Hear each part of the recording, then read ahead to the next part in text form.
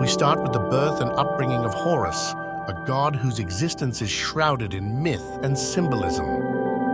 According to ancient Egyptian mythology, Horus was born to the divine couple, Osiris and Isis. His birth was no ordinary event, as it marked the continuation of the eternal cycle of life, death, and rebirth.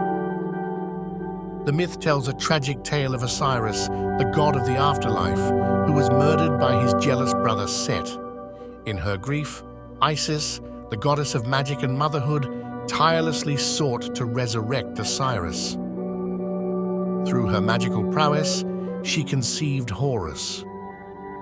Horus's parentage is a crucial aspect of his mythic identity. Osiris symbolizes the cycle of life, death, and resurrection, while Isis represents the nurturing and protective aspects of motherhood. Isis, in her maternal devotion, played a vital role in protecting and nurturing Horus, ensuring his safety and preparing him for his divine destiny. Horus is often depicted with the head of a falcon, a symbol laden with significance. The falcon, soaring high above, embodies divine kingship, keen vision, and swiftness, qualities attributed to Horus. The falcon-headed deity represents not just a god, but a divine protector and a symbol of justice. His vigilant gaze, like that of a falcon, oversees the world, ensuring balance and order in the cosmic scheme of things. In the early dynastic period, Horus was primarily associated with kingship and protection. He was revered as a deity guiding pharaohs in their divine rule, symbolizing the rightful heir to the throne. As the Old Kingdom unfolded, the myth of Horus solidified, emphasizing his role as the divine protector of the pharaoh and the guarantor of Ma'at, the ancient Egyptian concept of cosmic order. With the Middle Kingdom came a shift in the representation of Horus. He became more accessible to the common people, transcending his association solely with the pharaoh. During the New Kingdom, the attributes of Horus expanded. He was not only a guardian, but also associated with the sun god Ra, embodying both the celestial and earthly realms. As Egypt experienced foreign influences, Horus's myth adapted to the changing political landscape. The late period saw a resurgence in Horus's role as a nationalistic symbol, rallying the people against foreign rule. Regional variations in the worship of Horus became more pronounced during this time, with different cults emphasizing specific aspects of his mythology based on local beliefs and needs. Horus was not merely a distant deity, he was intimately linked with the earthly ruler, the pharaoh. The falcon god served as a divine patron, guiding and safeguarding the mortal king in his earthly endeavors. The association with Horus bestowed upon the pharaoh a divine legitimacy, reinforcing the belief that he was chosen and protected by the gods to rule over Egypt.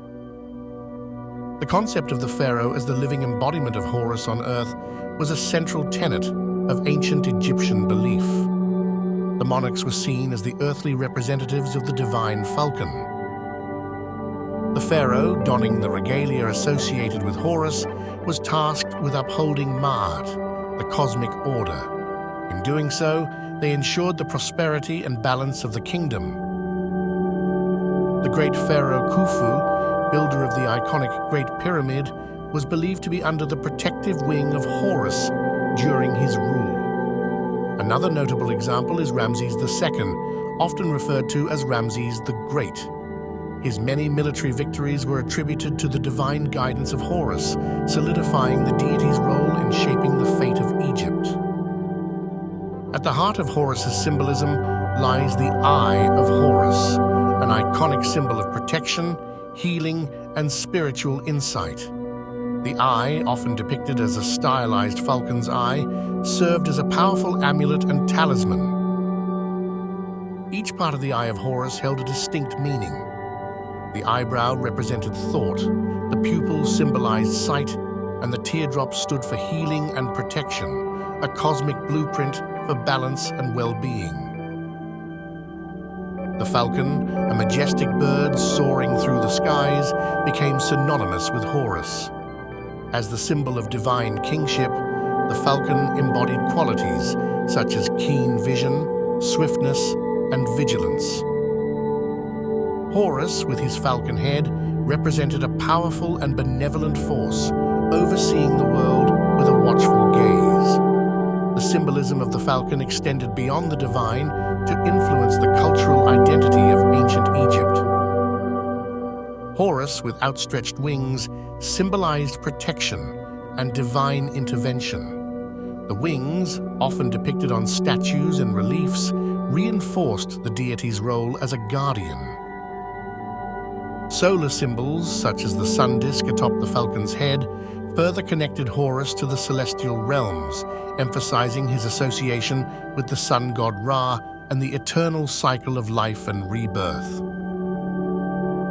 Over the centuries, the depiction of Horus evolved, reflecting the changing cultural and religious landscape. Artists captured the god's essence in diverse poses, emphasizing his role as a protector and divine ruler. One of the most magnificent tributes to Horus stands proudly in the city of Edfu, the Temple of Horus.